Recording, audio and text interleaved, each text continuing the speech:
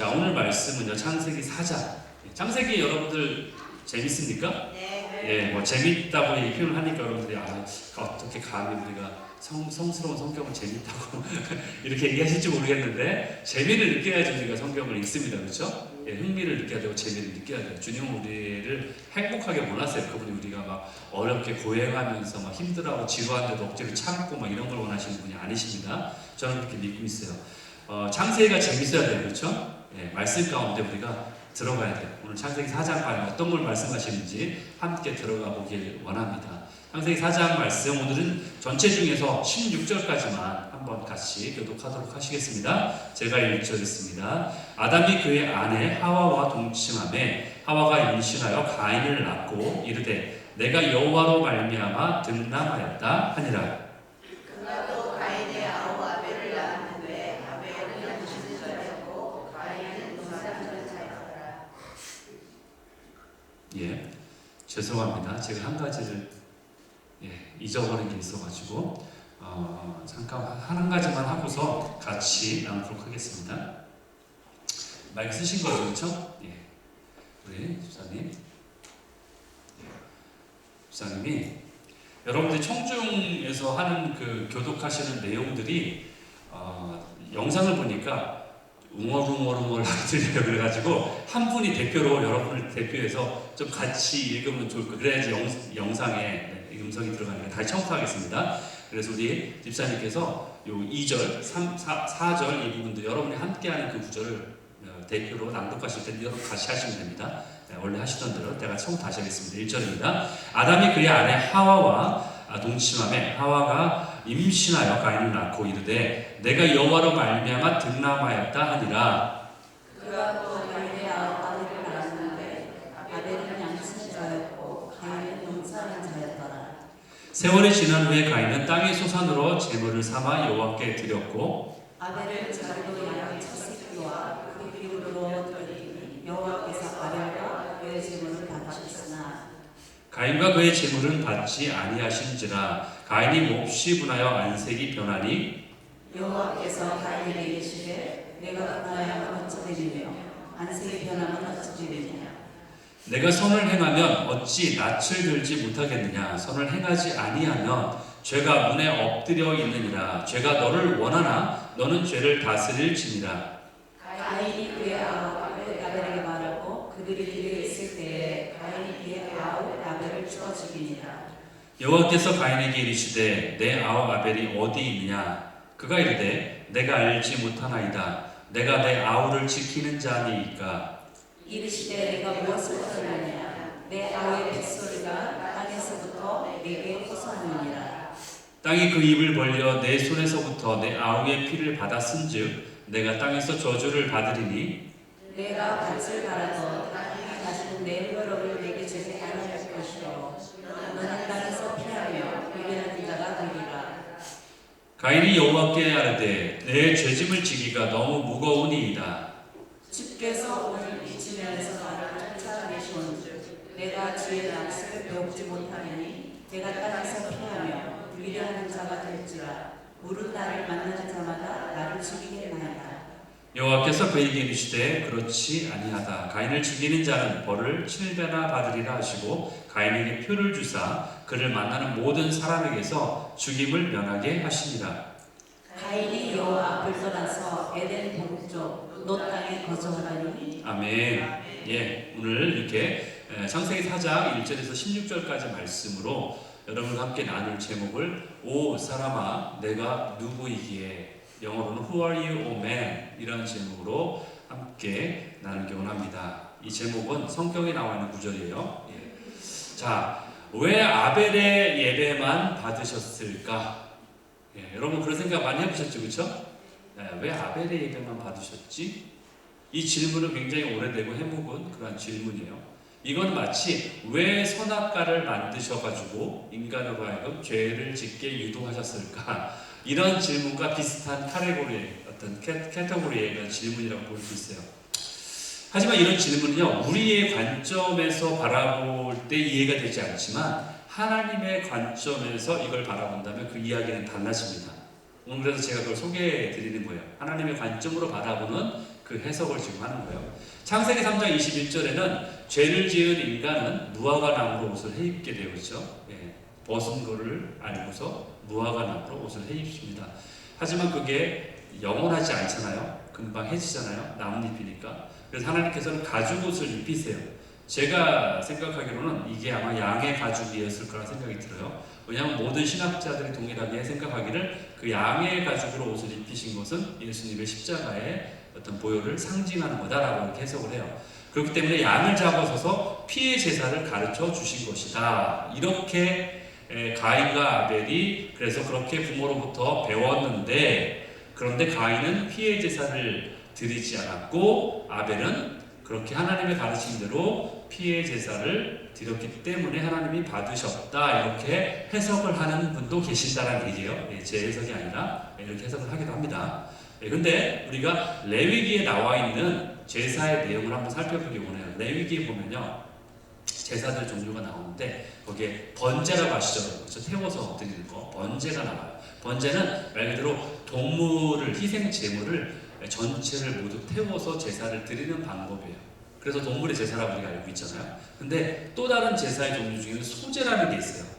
영어로는 grain offering. 그래서 곡식을, 가루 같은 것을 가지고서 제사를 드렸다는 것을 우리가 보게 돼요. 즉 무슨 얘기냐, 동물을 드리지 않고 피를 보지 않고도 드리는 제사가 있다라는 거예요. 속죄제를 드릴 때도 마찬가지인데 짐승과 짐승의 표가 기본이지만 그걸로 드리지만, 그러나 가난한 사람들, 그걸 드릴 수 없는, 그걸 주님께 드릴 수 없는 가난한 자들은 짐승 대신에 곡식을 대신해도 드려도 된다라고 규정이 되어 있어요. 그렇기 때문에 이러한 가인과 아벨의 제사를 받지 않았던 기준이 단지 그 하나님이 원하시는 대로 방식대로 하지 않았기 때문에 그렇게 된 거라는 이야기는 근거가 없다는 얘기예요. 그렇다면 과연 어떤 차이가 있길래 이런 차이를 만들까? 그 해답은 두 사람의 예배를 드리는 태도에서 우리가 찾아볼 수 있다는 거예요. 재물보다는 드리는 자가 어떠한 자인가, 이것이 더 중요한 요소가 된다는 거예요. 하나님은 가인의 재물을 받지 않으신 게 아니라 가인을 받지 않으신 거예요. 하나님은요, 아벨의 재물을 받으신 것만이 아니라 아벨을 받으신 거예요. 이렇게 이해를 해야 된다는 거예요.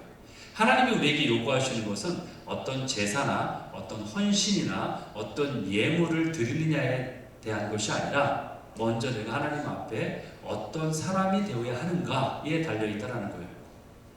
예배는 누가 합니까? 하나님의 자녀가 예배하는 거예요. 찬양은 누가요? 하나님의 자녀가 찬송하는 거예요. 하나님의 자녀도 아니고 하나님을 받아들이지 않는다면, 여러분이 이번 일과 양육 프로그램에서 하나님을 어떻게 하는 자? 영접하는 자. 영접하는 게 뭐라고요? 받아들인다고 했잖아요. 하나님을 받아들이지도 않았는데 어떻게 하나님을 예배할 수 있을까요? 그렇죠? 예.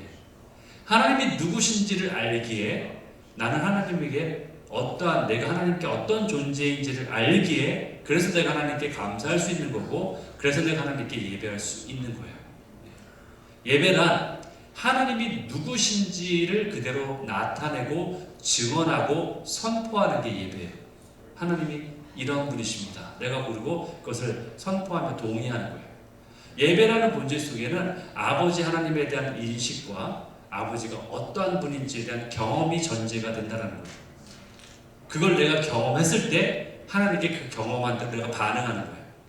그렇군요. 주님이 이런 아버지셨군요. 주님은 이런 분이 맞습니다. 라고 반응하는 게 바로 예배예요. 그렇기 때문에 아직 미성숙한 어린아이가 드리는 예배는 예배가 아니라는 게 아니라 굉장히 제한적일 수밖에 없다는 거예요. 제한적일 수밖에 없다는 거예요. 물론 하나님 아버지는 자녀가 드리는 어린아이와 같은 순전한 예배를 너무나 기뻐하세요. 그러나 우리가 잘못 착각하면은 어린아이같이 순전하다고 해서 어린아이같이 미숙해야 된다라고 착각하면 안 된다는 거예요. 영어에는 제가 자막 좀 보여주세요. 영어에는 이렇게 나와 있죠. 계속 넘어가세요. 영어에는 childlike라는 말이 있고요, childish라는 말이 있어요. 서로 다른 얘기예요. childlike라는 얘기는 우리는 이렇게 돼야 돼요. 어린아이같이 순전해야 돼요. 그렇지만 childish처럼 되면 안 돼요. 어린아이같이 미숙해서는 안 된다는 거예요. 이게 차이가 있어요. 우리가 잘못하면 신학에는 우리 이거를 반대로 적용할 수 있어요. 어린아이 같다라니까 무조건 투정만 부리고 그래야 되겠구나. 이게 아니라는 얘기예요. 어린아이같이 순전은 하지만 그러나 어린아이 같은 미숙하면서 빨리 자라나야 된다라는 것을 성경은 말하고 있어요. 예. 부모는 아이에게 많은 걸 요구하지 않습니다. 여러분 자녀를 키울 때도 아실 거예요. 한두 살짜리 어린아이가 가진 부모가 내 생일날에, 부모의 생일에 자녀가 아버지, 어머니 생일날에 생일 카드를 몰래 써서 생일 케이크를 몰래 준비해서 서프라이즈를 해주고 거기에 미역국까지 끓여가지고 가져다 줄 거라고 기대하지 않아요. 그렇죠? 하나님도 미성숙한 자녀에게 그 정도까지는 요구하지 않는다는 거예요. 예. 그렇기 때문에 우리의 각 수준에 따라서 하나님이 요구하심이 다르다는 거예요. 예. 그것을 이해해야 돼요. 그렇기 때문에 어떤 사람은 예배를 드리는 것만으로도 하나님이 흡족하지 않을 수 있어요. 어떤 때는. 그러나 어떤 때는 우리가 볼 때는 굉장히 엉망으로 예배를 드리는데도 그 예배를 하나님이 너무나 기뻐하시는 때도 있다는 거예요. 그렇기 때문에 우리는 하나님 아버지에 대한 나의 인식과 그 경험을 토대로 감사도 할 수 있고 헌신도 할 수 있고 사랑도 하게 되는 거예요. 이것이 바로 우리가 말하는 거룩한 제사라고 말한다는 거예요. 여러분 예배라는 것은 하나님을 경험하는 것을 포함하고 있어요. 하나님을 알아가고자 하는 자는 하나님의 마음을 닮아가게 되어 있는 거예요. 여러분 마태복음 25장에 달란트 비유 나오죠. 여기 보면은 착하고 충성된 종이라는 표현이 나와요. 착하고 충성된 종이라는 표현이 나오는데 이 내용은 그냥 착하게 살고 열심히 사는 것을 말하는 게 아니에요. 착하고 충성된 종이라고 주님이 그렇게 표현하는 이 말은요, 선하고 신실하신 하나님 아버지를 닮아가는 사람을 이야기하는 거예요. 세상의 기준에 의한 그런 선하고 착한 일을 하고 윤리적으로 잘 살고 그리고 충성되다 보니까 내 열심으로 잘 살고 이걸 말하는 게 아니라 하나님의 뜻에 합당하게 하나님이 옳다라는 그 선, 그거에 맞게끔 따라가고 그 아버지를 오해하지 않고 선하고 신실하신 그 아버지를 닮아가고자 하는 사람, 이 사람이 바로 하나님이 말하는 착하고 충성된 종이라는 얘기예요. 그렇기 때문에 우리는 하나님을 올바로 오해하고 왜곡되지 않은 관점과 시선을 갖는 게 중요하다는 거예요. 올바로 참 하나님이 누구신지를 정확히 아는 게 중요한 거예요. 아벨이 바로 이러한 자였어요.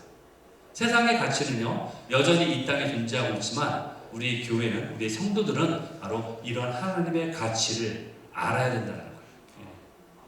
그렇기 때문에 우리가 그러한 자리로 가야지만이 건강한 교회를 이룰 수 있다는 거예요.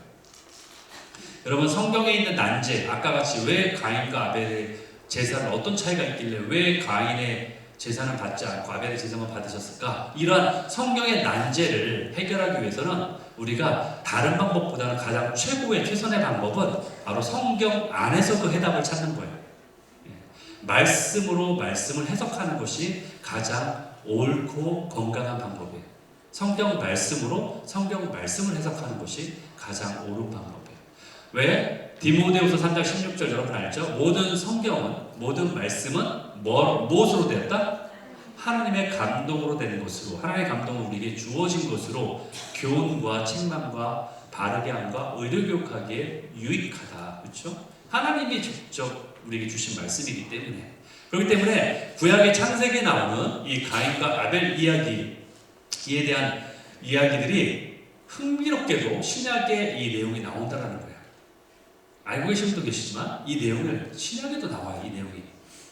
신약 성경에서는 아벨에 대해서 이렇게 평가를 하고 있어요. 마태복음 23장 35절에 보니까 그냥 대놓고 의인이다라고 말하고 있어요. 숫자 그 앞에다 의인이라고 붙였어요. 의인 아벨은 이렇게 돼요. 그렇죠? 의인이라고 평가하고 있다는 걸 보게 돼요. 그런데 이 한 번만이 아니에요. 히브리서 11장 4절에 보니까 아벨이 하나님 앞에 예배를 드릴 때 그가 어떻게 드렸다? 믿음으로 드렸다라고 평가하고 있는 거예요. 그가 드린 건 믿음으로 드린 제사였다라고 이렇게 성경 말씀이 평가하고 있는 걸 보게 돼요. 결국 아벨이 드렸던 제사의 내용이 어떠한 건지를 정확히 우리가 알 수 있다는 거예요. 여러분, 아버지를 모르는 사람이 아버지를 믿을 수 있을까요? 아버지가 어떤 분인지 잘 모르는데 아버지를 믿을 수 있어요? 믿을 수 있어요. 여러분, 아버지를 모르는 사람이 아버지를 믿을 수 있어요? 믿을 수 있어요. 그렇지 않죠? 아버지를 안다라는 것은 아버지를 믿는다라는 거하고 똑같은 말이에요. 여러분이 하나님을 믿는다라는 표현은 하나님을 내가 안다라는 거하고 똑같은 표현이고, 그렇기 때문에 하나님을 더 잘 믿는다는 표현은 더 잘 믿으려면은 하나님을 더 잘 알아야 된다는 얘기예요. 하나님을 아는 만큼 여러분이 믿는 거예요. 하나님이 나에게 베푸신 만큼 내가 그렇게 또다시 미래에도 그렇게 하실 것을 내가 믿는 거니까 그게 믿음이에요. 하나님이 과거에 어떤 일을 행하셨으면은 당연히 미래에도 그렇게 행하실 것을 믿는다. 이게 믿음인 거예요. 예. 내 스스로 그냥 나는 믿습니다 해가지고 내 스스로 자가 어떤 쇠뇌를 하는 게 아니라, 믿음이라는 것은 과거의 경험을 통해 미래의 것도 그렇게 할 것에 대한 것을 확증하는 게 믿음이에요. 그래서 보이지 않는 것을 보이는 것처럼 믿을 수 있다는 거예요. 경험한 만큼 내가 믿는 거예요. 즉 아버지가 어떠한 분인지 알기 때문에 경험한 만큼 내가 아버지를 신뢰할 수 있다는 뜻이에요. 신약 성경에는 아벨에 대한 평가만 나오지 않아요. 요한 1서에 보니까 가인에 대해서는 이렇게 밝히고 있어요. 요한 1서 3장 12절에 보니까 그는 악한 자에게 속했다라고 말하고 있어요. 악한 자에게 속해 있는 자다라고 평가하고 있는 거예요. 가인에 대해서는. 이렇게 성경이 성경을 서포트하고 있어요. 성경이 성경을 해석하고 있는 거예요. 그래서 우리가 이러한 자가 어떠한 자인지를 우리가 알게 된다는 거예요. 여러분 시편 1편의 말씀을 알죠? 복 있는 자에 대한 이 내용이 나와요. 복 있는 자라는 게 뭐냐? 로또 당첨되는 사람이 복 있는 자예요? 물론 그 복이 있겠죠. 그것도 복 중에 하나겠지만, 여기서 말하는 복 있는 자라는 의미는 하나님이 기뻐하는 자라는 얘기예요. 하나님의 기준에 의해 복이 있다는 얘기지 세상의 기준의 복이 아니에요. 물론 세상의 복도 그 중에 포함되겠죠. 왜? 세상의 복은 낮은 차원의 복이기 때문에 하나님의 복에 당연히 포함이 돼요. 그러나 하나님의 복은 더 높은 차원의 복이에요. 그렇기 때문에 여기서 말하는 복 있는 자라는 얘기는 하나님이 기뻐하는 자라는 얘기예요. 하나님 기뻐하는 자에 대한 내용이 나와요. 어떻게 해야 된다? 악인의 꾀를 따르지 않아야 된다. 근데 가인은 악에 속했다라고 얘기하잖아요. 그렇죠? 근데 이 죄인에게 서지 않아야 된다. 오만한 자의 자리에 앉지도 않아야 된다. 오직 어떻게 해야 된다? 말씀을, 율법이 말씀이고 말씀을 즐거워야 된다. 항상 여러분 율법이라는 표현이 나오잖아요. 그거는 말씀을 얘기하는 거예요. 토라, 말씀이에요. 말씀을 즐거워해야 된다. 그리고 말씀을 주야로 묵상해야 된다. 그러한 자가 복이 있는 자다라고 말씀하고 있는 거예요. 결국 뭐예요? 악인과 의인의 차이는 뭐예요? 하나님이 선하다고 하는 게 선이라고 분명히 말씀하셨죠. 하나님이 보기에 참 좋았다. 이 태초의 천지를 창조하시면서 하나님이 그분의 기준을 말씀하신 거예요. 내가 창조한 그 기준, 그 선하다고 말한 것이 선이다라는 거예요. 그 기준에 우리가 동의하는 것이 정말로 하나님을 믿는 자들의 태도죠. 당연한 거죠. 하나님의 자녀니까. 하나님의 자녀가 아버지가 세운 기준을 따르지 않으면 그거는 사단이죠. 나는 반대하는 거니까, 반역하는 거예요. 그러나 내가 그 기준을 따른다면 그게 선인 거예요. 그게 기준이 돼야 되는 거예요. 그래서 악인과 의인의 차이는 뭐냐? 하나님을 바라보느냐, 하나님의 말씀을 바라보지 않느냐, 그 차이예요. 그 기준에 따르느냐, 따르지 않느냐. 아주 쉬워요. 굉장히. 가인은 하나님에 대해서 관심이 별로 없었어요. 한번 생각해 볼까요, 여러분? 가인의 부모가 누구예요? 아담과 하와죠. 여러분, 아담과 하와의 한번 심정을 한번 생각해 볼까요? 저는 굉장히 비참할 것 같아요, 아담과 하와가. 왜? 이미 에덴을 누려봤잖아요. 에덴을 누려봤잖아요. 어떤 곳인지. 모든 것이 완벽하고 하나님의 임재가 그냥 항상 자연스럽게 임하는 곳이고 하나님을 만날 수 있는 곳이고 대화를 할 수 있는데 그게 이제 끊어져 나간 거예요. 얼마나 비참하고 처참하겠어요. 모든 먹을 것이 막 풍부하고 이제는 내 땀을 흘려야지만이, 땅을 일궈야지만이 엉겅퀴를 낸 그 땅에서 내가 수산물을 얻고 내가 막 살아갈 수 있는 그런 현실과 비교를 하면 얼마나 참담하고 비참한 현실을 느꼈을까. 그러면 그걸 자녀에게 얘기하지 않았을까요? 얘기했겠죠. 우리가 살면 원래 이랬었어. 근데 우리가 죄를 져서 내가 이렇게 된 거야 라고 분명히 말했지 않았을까요? 그런데 그런 얘기를 듣고 자랐음에도 불구하고 가인은 전혀 변함이 없어요. 오로지 자기가 심고 가꾸는 거에만 관심을 갖고 있는 거예요. 그러다가 하나님께 뭔가 드려야 되는 때가 됐어요. 그러니까 자신의 것 중에 아무거나 가져다 하나님께 예물을 드린 거예요. 여러분, 히브리 직역 성경이라는 게 있는데 거기에는 이렇게 나와 있어요. 창세기 4장 3절 4절에 보니까 그의 말에 가인이 이 땅의 열매 중에 여호와께 제물을 그냥 가져왔다. 이렇게 표현되어 있어요. 간단하게 그냥. 근데 아벨은 어떻게 돼 있어요? 자기 양의 중에서 가장 처음 난 것 중에 그 중에서도 가장 좋은 것을 가져왔다. 예. 아벨하고 가인의 태도는 달라요. 그냥 자기가 갖고 있는 것 중에 그냥 대충 가져왔다는 표현이고 아벨은 그러지 않았다는 거예요. 그런데 여호와께서 어떻게 했다? 그러니까 아벨과 그의 제물을 눈여겨 보았다. 이렇게 돼 있는 거예요. 강조하고 있어요. 가인의 생각은 오로지 이 땅의 소산물을 어떻게 더 얻어낼 것인가에 관심이 있어요. 그래서 제물을 드리려고 하나님 제단에 나와 있지만 그의 생각은 온통 밭에 가 있는 거예요. 다른 데 가 있는 거예요. 부모로부터 전해 들었던 하나님의 인재에 대한 것들, 부모님이 어떻게 에덴에서 쫓겨났는지에 대한 것들, 그런 것들이 그에게는 별로 가치가 없어요. 별로 의미가 없어요. 그래서 오로지 자기가 농작하는 그 소산물과 수확을 내는 거에만 관심을 가지고 열심을 가졌던 자가 가인이란 얘기예요. 여러분 정말로 인간이요, 우리가 선악과를 따먹었을 때 효능이 있는 선악과를 따먹었다면 우리는 선과 악을 제대로 분별해서 악의 노예가 되지 않았을 거라고 생각해요. 그렇죠? 근데 우리는 그렇지 못한 존재가 되어버렸죠. 사실은 사단이 우리를 이렇게 거짓말한 거예요. 선악과는 사실상 그 자체의 능력이 있다기보다는 하나님 말씀에 대해서 자신의 자유의지를 들여서 정말 이 어떤 하지 않을 것에 대한 것을 저들이 하지 않음으로 인해서 나에게 순종하고 사랑을 보여주는지 그것을 받아들이기를 원하는지에 대한 일종의 테스트이며 하나님을 사랑할 수 있는 기회를 준 거예요. 너희가 이렇게 악한 걸 선택할 수 있음에도 불구하고 그걸 선택하지 않고 나를 사랑하고 있다는 자발적인 모습을 주는 거예요. 여러분 아담 이후에 인류의 역사를 돌이켜볼 때 우리는 선과 악을 구별하기는커녕 오히려 악의 노예가 돼서 수많은 자들의 고통을 당하고 있는 우리의 모습을 보게 돼요. 십자가원 전쟁이 있죠. 유대인 학살인 어떤 홀로코스트가 있죠. 일본의 식민지 어떤 학살 같은 그런 대학살들도 있죠. 그리고 북한의 사상교육을 통해 어떤 인권 유린이나 어떤 그런 처형들, 그런 잔인한 모습들이 우리 안에 있잖아요. 어떤 것이 선인지 악인지를 제대로 분별하지 못하고 구별하지 못하는 수많은 인류들이 고통 속에 호소하면서 살아가고 있는 그런 모습이 바로 우리의 모습이에요.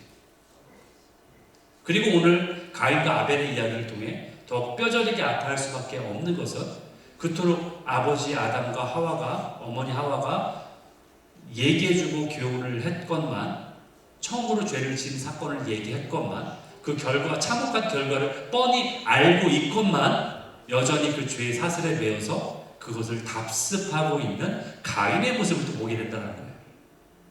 전혀 교훈을 얻지 못했다는 거예요. 그것이 바로 죄성이 가득한 바로 우리의 모습이라는 거예요. 가인은 아담이 죄를 지었던 것을 귀담아 듣지 않았다는 거예요. 그것이 전혀 그에게 교훈이 되지 않았다는 거예요. 그래서 아담과 동일한 죄를 또 가인은 저지르게 되는 거예요. 아담에게 기회를 주셨던 것과 같이 회개의 기회를 주셨지만 가인에게 주셨지만 그는 여전히 불만과 분노를 품고 살아가는 모습을 보게 돼요.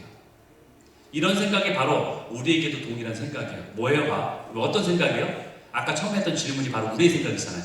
왜 하나님은 선악과를 만드셔서 우리로 죄를 짓게 하셨을까? 오로지 모든 책임을 지금 주님께 전가하고 있는 표현이에요. 그 표현이, 그 질문이. 그 질문 자체가요. 하나님께 우리가 죄를 진 거에 대한 모든 책임은 주님 때문이야 라고 말하자는 그 질문이 우리가 어떤 알기를 원하는 어떤 그러한 호기심의 질문이라기보다는 오히려 책임 전가의 질문이라고 저는 생각해요. 그 밑바닥에 깔려있는 생각은 그거예요. 왜 굳이 만들어서 나를 죄를 짓게 했냐? 없었으면 나는 죄를 짓지 않을 텐데 이거잖아요. 그렇죠? 왜 하나님은 가인의 제사를 받지 않았냐? 그래서 가인들하고 살해를 유도하게 만들었냐? 하나님의 책임이 아니고 이렇게 생각한다는 얘기예요. 결국 그 질문 자체가 우리 중심적인 생각이라는 거예요. 사실은 우리는 그런 죄성을 가지고 살아가고 있기 때문에 이런 질문이 나에게 나올 수밖에 없다는 거예요. 결론은 그게 바로 우리가 성경을 나의 관점에서 바라보고 있는 우리의 생각인 거예요. 하나님의 관점에서 성경을 바라봐야 된다는 거예요. 그래서 우리는 가인이요 하나님을 업신여기고 있음을 단번에 알아차릴 수 있어요. 어디서? 여러분이 그걸 주의 깊게 보면 알 수 있어요. 5절에 보니까, 오늘 보면 5절에 보면 이렇게 돼 있어요. 가인과 그의 재물을 받지 않자 가인이 어떻게 했어요? 몹시 화내면서 분노하는 거예요. 분하며 화내면서 얼굴색이 변했어. 여러분들 인간 생각하면서 갑자기 내가 뭔데 반응을 했는데 나는 그 생각 안 했는데 갑자기 얼굴색이 싹 변하면 얼마나 놀래요, 그렇죠? 얼굴 싹 변하면서 갑자기 딴 사람이 되는 분노를 막 표현하는. 여러분 보세요. 사실 자신의 제사가 받아들여지지 않은 상황에 썩 마음에 기쁠 리는 없겠죠. 그건 이해가 돼요. 기쁠 리는 없겠죠, 그 상황이. 그렇다고 해서 그게 하나님께 분노할 상황도 아니지 않습니까? 하나님이 지금 상대는 하나님이에요. 인간이 아니라 하나님이라고요. 하나님이 받지 않으셨다면 나에게 무엇이 문제인지를 스스로가 살펴보는 것이 피조물의 입장에서는 당연한 반응이어야 되는데, 하지만 가인은 그런 것 일절하지 않고 단번에 그냥 분노했다라는 거예요. 화를 냈다라는 거예요. 마치 내가 당연히 받아야 될 것을 안 줬기 때문에 화내는 것과 똑같아요. 이는 하나님께 진정한 마음으로 제사를 드렸다라는 것이 아니라는 것을 증명하는 모습이에요.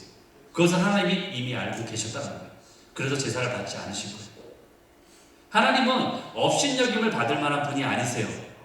자신의 중심은 주님께 드리지 않으면서 재물만 가지고 와서 옛다 받아라, 받아 먹어라 이런 분이 아니세요. 이걸 받는 분이 아니세요. 내가 이걸 중심은 마음에 하나님 앞에 드리지 않으면서 이거를 아주 기분 좋게 받기를 바라는, 그런데 그걸 받지 않으니까 오히려 화내는, 나 중심적인 제사를 드리는, 그것이 바로 하나님을 모욕하는 행위가 아닐까요? 그런 제사를 지금 가인이 드렸다는 거예요. 그것을 충분히 알 수 있다는 거예요. 여러분, 하나님께서 우리에게 은혜를 베풀어 주셨다고 해서 우리가 하나님을 막대해도 된다는 것은 아니라는 거예요. 그것을 우리가 착각하면 안 된다는 거예요. 이러한 교만이 그러하고 하나님께 분을 내고 그렇게 했다는 거예요. 그때 하나님은 분을 내고 있는 가인에게 그래도 다가오셨어요. 찾아오세요. 그리고 말씀하세요. 6절 7절 네가 분하여 함은 어찌 된 이유로 네 얼굴이 변함은 왜 그런 거냐 물어보세요. 알고 계신데 물어보세요. 왜 그래 너 도대체? 네가 왜 그렇게 하는 거야? 하나님을 업신여기는 가인은요, 여러분, 하나님으로부터 버림받아야 마땅해요. 벌을 받을 수도 있어요. 그런데 오히려 하나님은 그를 돌이키기 위해서 네가 지금 하고 있는 것을 객관화시켜서 얘기해주고 있어. 너는 지금 그러고 있어. 왜 그런 거야? 라고 물어보고 있는 거예요. 얼마나 나이스하세요? 얼마나 젠틀하세요, 사실은. 이것은 하나님이 그에게 주신 하나님의 은혜예요. 그레이스예요. 은혜를 주는 거예요, 지금. 돌이킬 기회를 주는 거예요, 사실은. 그러면서 이렇게 말씀하시는데, 저는 이 대목을 보면서 요나 선지자가 떠올랐어요. 요나 선지자도 그런 상황이 있었어요. 요나서 4장 4절 9절에 보니까 여호와께서 이르시되 네가 성내는 것이 옳으냐, 요나에게 이렇게 물어봐. 네가 화내는 게 과연 옳은지 생각해봐라. 9절에도 보니까 하나님이 요나에게 이르시되 네가 이 박넝쿨로 말미암아 그 박넝쿨 때문에 성내는 것이 어찌 옳으냐, 이렇게 질문하시는 거예요. 요나는 2번씩이나 하나님께 화를 했어요. 그 이유는 하나님께서 그분의 뜻을 돌이켰기 때문에 그래요. 즉 니느웨 백성들에게 어떤 재앙을 내리기로 하셨는데, 재앙을 내리고 하셨으면 끝까지 재앙을 내리셔야지 그걸 철회하셨어. 왜 돌이켰는지 아세요? 하나님이? 그 구절이 요나서 3장 10절에 나와요. 하나님이, 요나서 3장 10절, 하나님이 그들 니느웨에게 행한 것, 그 악한 길에서 그들이 돌이켜 회개해서 다시 떠난 것을 보시고 그분의 뜻을 돌이켰다. 마음을 바꾸신 거예요. 그래서 재앙을 내리지 않았다. 이게 하나님의 뜻인 거예요. 그런데 이것이 싫은 거예요, 요나는. 그 마음은 여전히 니느웨 백성을 향한 분노로 가득 차 있는 거예요. 그래서 화를 내고 있는 거예요. 여기에서 우리가 하나님께 화를 낼 때의 이유를 한번 묵상해 봤으면 좋겠어요. 우리가 주님께 분노하는 이유가 우리가 하나님의 주권적인 그 뜻을 우리가 겸손한 마음으로 받아들이기를 거부하고 오히려 하나님께 나의 뜻을 관철시키기 위해서 내가 분노하고 있다는 거예요. 주님, 내 뜻을 따르세요. 내가 하나님의 뜻을 따르는 게 아니라 왜 내 뜻을 따르지 않으세요? 이래서 분노하는 거예요. 왜 내 기준과 다르세요? 이것을 우리가 분노하고 있다는 거예요. 이게 우리의 모습이라는 거예요. 나의 기준을 따르지 않는 것에 내가 화를 내는 거예요. 심지어는 하나님뿐 아니라 그렇기 때문에 내 기준에 다른 사람이 따르지 않을 때에 내가 또 화를 내는 거야. 왜 내 기준을 따르지 않아? 이게 우리의 모습이에요. 여러분, 우리는 예배 가운데 때로 감흥이 없을 수 있어요. 우리가 예배 가운데 오늘 예배에도 뭐 어떤 땐 감흥이 더 강하게 있을 수도 있고 성령의 충만함 때문에 그걸 느낄 수 있잖아요. 그러나 마음에 감동이 없을 때도 있겠죠. 때로 성령님이 느껴지지 않을 때도 있을 수 있어요. 때로 주님의 임재가 강하게 느껴지지 않을 수 있어요. 마치 가인하고 똑같아요. 내 제사가 받아들여지지 않는 것 같은 느낌을 받을 수 있다는 거예요. 오늘 예배가 왜 이 모양이지? 스스로 생각하는 거예요. 왜 주님은 왜 나의 예배를 받지 않으시지? 이렇게 생각할 수 있다는 거예요. 왜 주님은 왜 예배를 통해서 나를 좀 어떻게 좀 바꿔주시든가 하시지? 왜 나를 그냥 이렇게 방치하시지? 왜 나를 좀 어떻게 좀 해주시지? 왜 나를 이렇게 이 모양 이꼴로 그냥 항상 이런 예배를 드리게 하시지? 이렇게 생각할 수 있다는 거예요. 가인이 똑같은 생각하는 거야, 마치. 나를 사랑하지 않는 것이 분명해. 이렇게 생각하며 주님께 화를 낼 수 있다는 거예요. 그러면서 반대로 우리는 은혜 받는 자들에게 곱지 않은 시선을 둬요. 은혜 받고 있는 나는 이런데, 나는 이 모양인데 은혜 받는 사람들에게 곱지 않은 시선을 줄 수 있다는 거예요. 왜 저 사람은 저렇게 자꾸 손뼉을 치는 거 난리야? 저 사람은 왜 자꾸 손 들고 찬양하는데 그것도 내 앞에 앉아가지고 잘 안 보이게, 가사 잘 안 보이게. 저 사람은 왜 찬양 소리 왜 이렇게 크게 부르는데 목소리 왜 이렇게 커? 뭐 화통을 삶아 먹었다 왜 이렇게 소리가 큰데? 저 사람은 왜 자꾸 기도해주면 자꾸 넘어지는데? 저 사람은 왜 자꾸 우는 거야? 꼴 보기 싫게. 저 사람은 왜 자꾸 아멘을 외쳐? 마음에 안 들어. 혹시 목사님에게 잘 보이려고 저러는 거 아니야? 저 사람 왜 이렇게 유달리 열성이래? 왜 저렇게 유달리 야단치는데, 야단법석인데? 신앙생활 한두 해 해봐? 저러다 말겠지. 아유, 왜 극성이야 저렇게. 이런 식의 시선을 보내는 게 바로 가인이 똑같이 했던 내용이에요. 왜 내 제사는 받으시지 않으시고 저 아벨의 제사는 받으시는가? 이거에 대한 시기가 질투가 나오는 거예요. 똑같은 생각이 우리에게 있다는 거예요. 가인이 아벨의 모습이에요. 그게.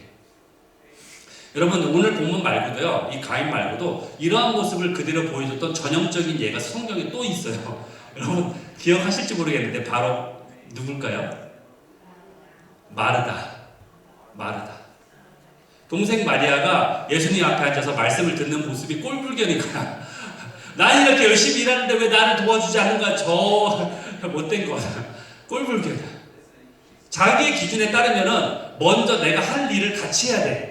먼저 일을 하고, 내 기준이 그러니까. 그 다음에 어느 정도 자신이 허용할 수준 아래서 어느 정도 수준에서 하나님 말씀을, 예수님의 말씀을 들어야지. 이 기준에 어긋나니까 꼴불견인 거야. 내가 싫은 거야. 그런 모습이. 여러분, 가인이 자신의 제사를 하나님이 받지 않았을 때에 아벨을 보면서 느꼈던 것이 바로 그 비교의식이에요. 비교의식은 절대로 하나님이 주신 생각이 아닙니다.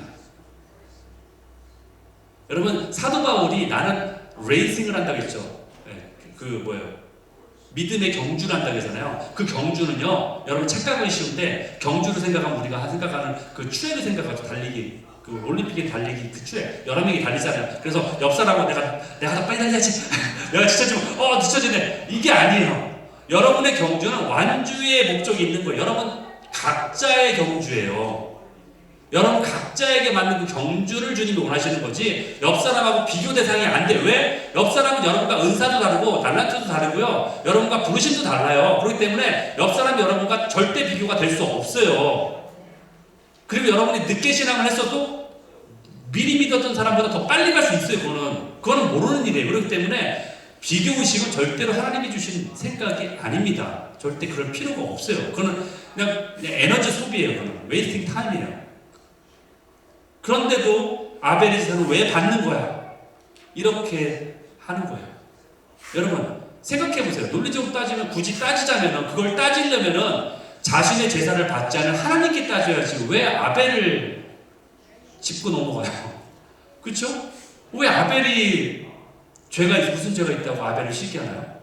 아벨은 자기가 제사를 드린 것 뿐인데, 그렇죠? 그리고 그 시기가 나쁜 죄이기도 하지만 그게 그렇게 살인을 할 만큼 정당한 이유가 되나요? 그렇지 않잖아요. 여러분 생각은 이렇게 생각할 수도 있어요. 그렇다고 목사님, 살인은 저하고 상관없죠. 요즘 시대 누가 살인을 합니까? 시기는 할 수 있어도, 내 마음속에 있어도. 여러분, 예수님은 그렇게 생각하지 않으세요. 살인을 꼭 실제로 살인을 해야지만 살인이라고 말하지 않으세요. 마태복음 5장 21절 22절. 너희는 옛사람에게 말해진 걸 들었을 거다. 살인하지 말라. 살인하면 심판받는다. 그런데 나는 너희에게 이렇게 말한다. 형제에게 화를 내는 모든 자는 동일한 그 심판을 받아야 한다. 그리고 형제에게 멍청이라고 말하는 자는 재판장에 넘겨져야 될 정도다. 그리고 이 바보야라고 말하는 자는 심지어 지옥의 게헨나에 들어갈 정도다. 이렇게 얘기하고 있는 거예요. 하나님, 예수님이. 사도 요한도 이걸 얘기했어요. 어디에서? 요한 1서에서. 요한 1서 3장 15절에서 형제를 미워하는 사람은 누구나 살인자다. 마음의 그 미워하는 마음의 태도까지도 얘기하고 있는 거예요. 예수님과 똑같은 얘기하는 거예요, 사실은. 이런 얘기 있잖아요. 교도소에 있는 자는 들킨 자이고 들킨 죄인이고 교도소 밖에 있는 자는 안 들킨 죄인이다. 그렇죠? 마치 그러한 자가 우리라는 얘기예요, 사실은. 우리 마음에 이런 죄를 짓고 살아가고 있다는 거죠. 우리 자신의 기준에 거슬리면 우리는 분노한다는 거예요. 우리 내면은 그렇기 때문에 정직하게 봐야 된다는 거예요. 우리 마음을 정직하게. 우리 마음의 기준이 어디서 생겨났습니까? 바로 우리가 선악과를 먹었기 때문에 생긴 거예요. 결국 내가 하나님과 같이 되어서 내가 옳고 그름의 판단자가 내가 돼야 돼. 내가 기준이야. 이렇게 얘기하는 거야. 내가 그 판단자가 되는 거야. 그러니까 너희는 내 기준을 따라. 이거죠. 심지어 하나님한테도 하나님 내 기준을 따르세요. 여러분, 예수님께서 6월절 닷새 전에 베다니에 오셨어요. 그때 역시 마리아가 지극히 비싼 향유, 얼마큼 비싸냐? 이 향유를 통해서 5,000명 이상의 사람을 먹일 수 있을 정도의 엄청난 금액이 되는 그 향유를 부었어요. 그러니까 이것을 가룟 유다가 보고 가만히 있을 리가 없지. 가룟 유다가 얘기해요. 어찌 그 향유를 그 더러운 발에 예수님 말인데 그 더러운 발에 부어서 허비하느냐, 쓸데없이 낭비하느냐, 이렇게 핀잔을 주면서 화를 내요. 여러분, 다른 사람의 하나님을 향한 헌신의 모습을 보면서 내 멋대로 평가하고 있는 거예요. 그렇잖아요. 다른 사람이 하나님께 내가 이만큼 헌신하겠다는데 그 헌신은 잘못된 거야. 이렇게 얘기하고 있는 거예요. 그 헌신은 잘못된 방법이야. 이렇게 얘기하고 있는 거예요. 지금 그렇게 평가하고 있는 거예요. 그러면서 거기에 덧붙여서 화까지 내. 아니, 가룟유다가 화낼 이유가 뭐가 있어요? 마리아가 뭐 돈 좀 보태달라고 했어요? 향유값에 돈 지분을 투자했어요, 거기다가? 그 사람 것도 아니잖아요. 가룟유다 것도 아닌데 왜 화를 내요? 이게 우리의 죄성의 모습이에요. 지금 계속 보면 계속 화를 내고 있는 자들의 모습을 보고 있잖아요. 내 기준에 의해서, 내 평가에 의해서 계속 분노하고 있는 사람들의 모습을 제가 얘기하고 있잖아요. 그렇죠? 똑같은 현상을 보이고 있는 거예요. 죄성의 모습이에요. 하지만 예수님의 평가는 달라요. 예수님은 그렇게 안 본다는 얘기예요. 마태복음 26장 10절 13절에 보니까 예수님이 이르시되 너희가 어찌하여 이 여자를 괴롭게 하느냐. 네가 분노해서 왜 이 여자를, 이 마리아를 왜 괴롭게 만드냐. 이 헌신을. 그는 내게 좋은 일을 지금 하고 있는 거야. 13절. 그래서 이 복음이 전파되는 곳마다 이 여자가 행한 일이 기념될 정도로 이렇게 정말로 좋은 일을 행하는 이 모습이, 헌신을 왜 네가 평가절하하고 있냐. 혼내고 있는 거예요. 질타하고 있는 거예요. 아까 마르다 얘기했죠? 마르다도 똑같은 실수를 했어요. 마르다는요, 더 엄청난 실수를 했어요. 제가 한번 보여드릴게요. 누가복음 10장 8절에 보니까 마르다는 준비한 일이 많아서 마음이 분주한지라 예수님께 나아이르되 이렇게 얘기해요. 주님, 내 동생이 나 혼자 일하게 두는 것을 생각하지 아니하십니까? 그를 명하사 마리아에게 말하사 나를, 마르다를 도와주라고 명하십시오. 이렇게 얘기하는 거예요. 지금 보면 이렇게 얘기하잖아요. 주여, 내 동생이 나 혼자 일하게 지금 그렇게 하는 것을 생각조차 못하십니까? 이거는 주님을 원망하는 얘기예요. 왜 주님은 저가 불쌍해 보이지도 않아요? 왜 그런 생각조차 안 하세요? 왜 배려도 안 하세요? 지금 따지는 거예요. 왜 그거를 생각도 못해요? 주님이라는 사람이 하다못해 지금 이렇게 얘기하는 거예요. 그러면서 지금 예수님은 가르치고 있어요. 도리어 어떻게 마리아에게 말할지까지도 토시 하나 안 그 대사 내용을 딱 알려주면서 마리아에게 말하사 마르다를 도와주라고 말하세요. 지금 당장 명령하고 있어요. 얼마나 참, 기가 차지 않습니까? 예수님한테 도리어 화내면서 이렇게 말하라고 시키면서 지금 명령하고 있는 거예요. 지금 무례하게 하고 있는 거죠. 그러니까 주님이 뭐라고 얘기하시느냐? 주님은 화내지 않으세요. 누가복음 10장 41절에 보니까 대답하여 이르시되 마르다야 마르다야 내가 많은 일로 염려하고 근심하나. 많은 일이라고 지금 말하고 있죠. 많은 일. 여러분 생각할 때 많은 일이라면 여기 뭘로 얘기하세요? 이 일이? 지금 접대하기 위해서 하는 준비된 일이라고 생각하시죠? 근데 그게 보다 더한 일을 지금 말씀하고 있는 거예요. 그게 뭐냐? 그의 마르다의 내면에 있는 생각과 가치를 얘기하는 거예요. 네가 많은 일들이 있어. 그게 뭐냐면은 바로 네가 네 자신을 의식하고 그리고 주님과 동생과 다른 사람을 의식하고 있는 그 생각들이야. 그건 뭐냐면은 주님께서 나의 열심을 보고 그 봉사하는 것을 인정해 주기를 은근히 기대하는 그 마음. 여러분들 있잖아요. 뭐 예를 들어서 교회에서 뭔가 내가 열심히 하는데 누가 알아주지 않나 은근히 기대. 사람은 다 있어요. 근데 그게 꼭 나쁘다는 건 아니에요. 어쨌든 그걸 얘기하는 거예요. 그런 마음이 너에게 있지 않냐. 그런데 그에 대해서 예수님이 아무런 반응을 보이지 않으니까 그거에 대해서 실망하고 불편해하는 너의 마음이 있지 않냐. 그리고 혼자 애쓰는 것을 자신을 스스로가 안쓰럽게 생각하면서 자기 스스로에게 이렇게 안쓰럽게 생각하면서 당연히 동생에게 도와주라는 말씀을 주님이 하시겠지라는 기대감이 있지 않냐. 그런데 그렇게 그것도 하지 않으니까 그거에 대해서 주님 앞에 불만이 너에게 있지 않냐. 그리고 그런 자기를 바라보면서 동생에 대해서 자기는 동생 때문에 피해를 입고 있는 피해의식이 너에게 있지 않냐. 이러한 여러 생각들, 우리가 당연히 가질 수 있는 이러한 생각들이 너에게는 많은 일이에요. 네 안에 오고 생각되어지는 그 일들 때문에 너는 분주하다 지금. 너는 그것 때문에 힘들어하고 있다. 네 스스로가. 이런 건강하지 않은 동기와 마음의 복잡함을 지금 예수님이 말하고 있는 거예요. 그러나 예수님의 반응은 우리의 관점과 다르다는 거죠. 마르다야, 내가 많은 일로 염려하고 근심하고 있지만 네가 힘들어하고 있고 그것 때문에 막 머리가 복잡하고 깨질 것 같고 분노하고 그러고 있지만 그러나 한 가지만이라도 족하다. 딱 한 가지. 내가 정말 중요하게 생각하는 그 한 가지. 근데 그 마리아는 그것을 선택했어. 그것을 절대로 빼앗기지 않을 중요한 일이야. One thing. 다윗이 고백했던 그거잖아요. 주님의 말씀 사모하는 것. 그게 더 중요한 일이야. 그것을 선택해라. 내가 다른 것 때문에 힘들어하지 말아라. 그 얘기 하고 있는 거예요. 여러분, 주님의 관점이 우리와 다르다는 것을 우리가 보게 되는 거죠. 여기서 발견하게 돼요. 주님의 생각은 우리의 생각과 다르구나 라는 것을 우리가 보는 거예요. 그저 나의 기준과 다르다고 내가 분노할 수 있지만 그것이 다르다고 말해요. 그것은 요나 선지자에게도 똑같이 말하고 있는 거예요. 그런데 내가 왜 성을 내고 있니? 왜 분노하고 있니? 라는 이러한 질문에 요나는 이렇게 답해요. 여러분들 깜짝 놀랄 대답이에요.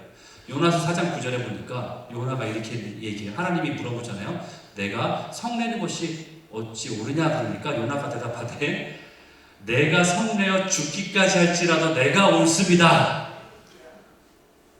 어마어마하지 않습니까? 선지자라는 사람이 죽어도 내 생각이 옳아요. 날 차라리 죽여주세요. 이런 얘기. 얼마나 고집이 세고 얼마나 지금 하나님이 지금 아니라고 하는데도 이런 모습이 우리에게 있다는 거예요. 우리는 우리 생각에 하나님께 성낼 분노할 충분한 이유가 있다고 스스로 생각하고 있어요. 우리는 그러한 자예요. 그렇게 악하고 그렇게 연약한 자예요.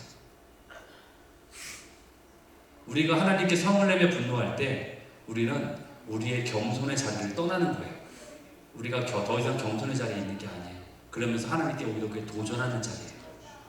그러면서 우리는 너무나 자주 우리가 흙으로부터 지어진 토기라는 것을 잊고 살 때가 너무나 많다는 것을 로마서 9장 20절에서 이렇게 우리에게 말씀하고 있어요. 오늘의 제목이 이게 이 사람아, 오멘. 사람아, 우리에게 얘기하는 거야. 사람들아, 내가 누구이간데 감히 하나님께 반문하느냐. 아까 마르다도 그렇게 했잖아요. 하나님께 가르치려 하잖아요. 이렇게 하는 게 맞습니다. 내 기준이 맞아요. 반문하느냐.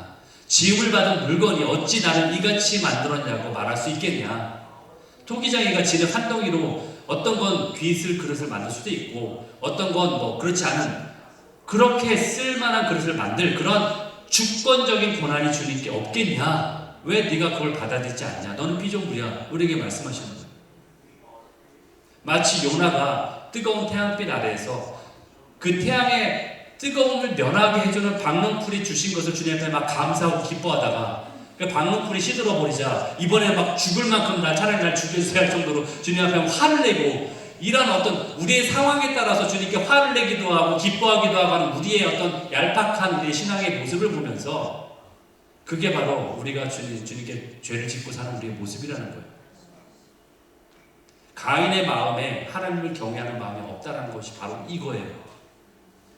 이것이 바로 하나님이 연락하지 않은 이유세요. 그 제사를 받지 않은 이유예요.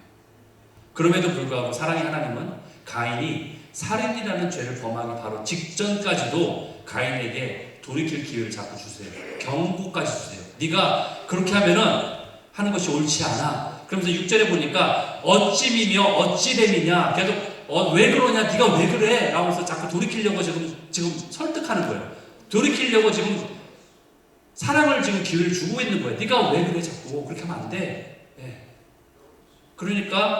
그러면서 뭐라고 말씀하세요? 선을 행하지 않으면 하나님의 뜻을 네가 그대로 행하지 않으면은 죄가 너를 삼켜버릴 거야. 네. 그 죄를 근데 네가 다스려야지 네가 그 죄에 삼킴을 당하면 안 돼 라고 말하고 있어요. 그 다음 구절 보세요. 예. 7절 하나 7절 예. 죄가 너의 입구에 도사리고 있어. 너를 잡아먹으려고 도사리고 있는 중이야. 지금 그 타이밍에 네가 와 있는 거야. 살인할 거 아시는 거예요. 네가 그 타이밍에 와 있어. 네가 너의 자유의지를 들여서 네가 선택할 수 있는 기회가 있는 거야. 네가 그걸 선택하면 되는 거야.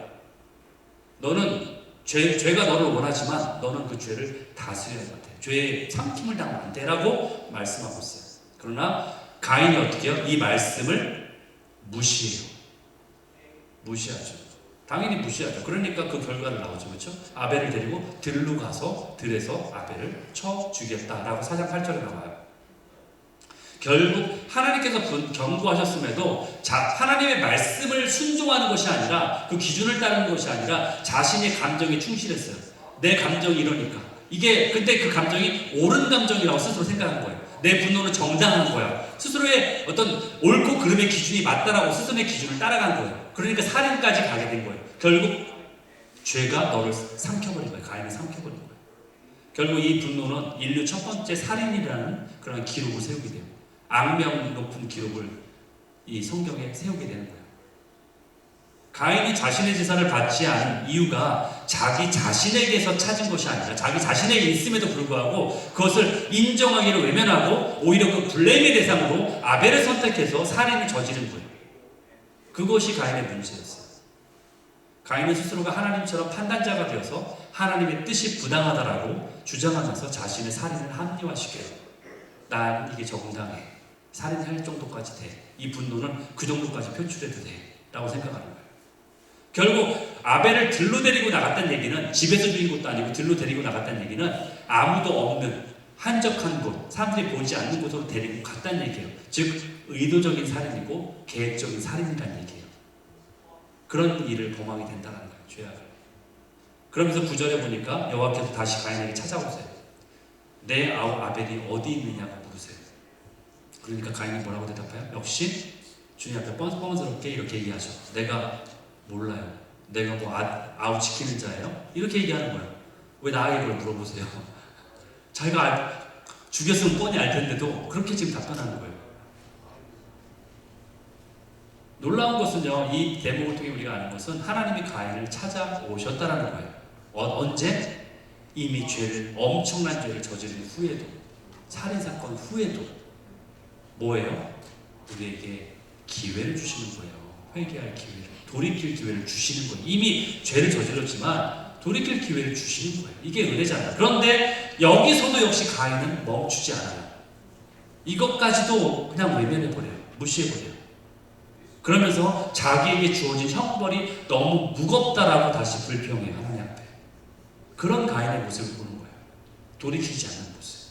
결국 여전히 자기중심적이고 여전히 하나님을 경외하지 않는다는 그 가인의 태도를 우리가 보게 된다는 거죠. 결국 가인에게 하셨던 질문은요, 아담에게 하셨던 내가 죄를 짓고 내가 어디에 있느냐 이 질문하고 동일하다고 생각해요. 내가 어디에 있느냐. 주님은 우리에게 네가 무엇을 하고 있느냐라고 묻지 않으세요. 그걸 물어보기 전에 먼저 네가 하나님을 위해서 무엇을 할 것인가를 물어보는 것은 별로 중요하지 않아요. 하나님이 우리에게 중요하게 물어보시는 것은 너의 생각이 지금 어디에 있느냐, 너의 마음이 지금 어디에 있느냐라고 물어보시는 거예요. 가인의 마음 가운데 하나님이 계시지 않은 것을 아시는 거예요. 그냥 몸만 와서 재물만 드린다고 주님이 기뻐하시지 않는 것을 가인은 모르고 있어요. 오늘 가인과 아벨에 대한 더 자세한 정보들은 많지 않지만 한 가지 분명한 사실은, 성경이 그렇게 말하고 있는 사실은 아벨은 의인이었고 가인은 악인이었다는 거예요. 아까 처음에도 제가 말씀드렸듯이 이런 차이가 어디서 납니까? 우리가 어디를 바라보고 있느냐에 달려있는 거예요. 우리가 누구를 바라보느냐, 우리가 바라보는 것을 담게 되어 있어요. 우리가 바라보는 시선을 담게 되어 있는 거예요. 우리가 하나님을 바라보느냐, 세상을 바라보느냐, 거기에서 극명하게 갈라지는 거예요. 우리가 바라보는 것에서 그 정보들이 나에게 들어오지만 처음에는 그게 내 정보라고 생각하지만 그 정보가 나를 삼켜버리는 거예요. 마치 죄악을 내가 담을 때 죄가 나를 삼켜버리듯이 내가 그걸 컨트롤할 수 있다고 생각하지만 죄를 다스릴 수 없게 되는 거예요. 우리가 하나님으로부터 용서와 은혜를 받지 못하는 이유가 있다면 주님이 그걸 주지 못해서가 아니라 단 한 가지 이유는 우리가 주께 돌아가지 않기 때문이에요. 그게 바로 우리가 주님으로부터 은혜와 용서를 받지 못하는 이유예요. 가인과 똑같이 내가 주께 돌이키지 않기 때문이에요. 주께 돌아가는 자는 언제든 주님이 받아주세요. 그 무게가 얼마나 무겁든, 그 죄악이 얼마나 무겁든, 그 기간이 얼마나 오래되었든 그건 상관할 자 없어요. 상관할 바가 아니에요. 왜? 주님은 그 죄보다 더 크신 사랑을 가지신 분이기 때문에. 요한복음 13장 1절의 말씀이 너무 중요해요. 예수님이 세상에 있는 사람들을 사랑하시되 어떻게 사랑하셨다? 끝까지. 사랑하다가 얘는 안 되겠어, 이게 아니라 끝까지 우리를 사랑하시는 그 사랑으로 우리를 품어 주실 것입니다. 주님을 바라보는 자는 점점 더 하나님 사람이 되는 거예요.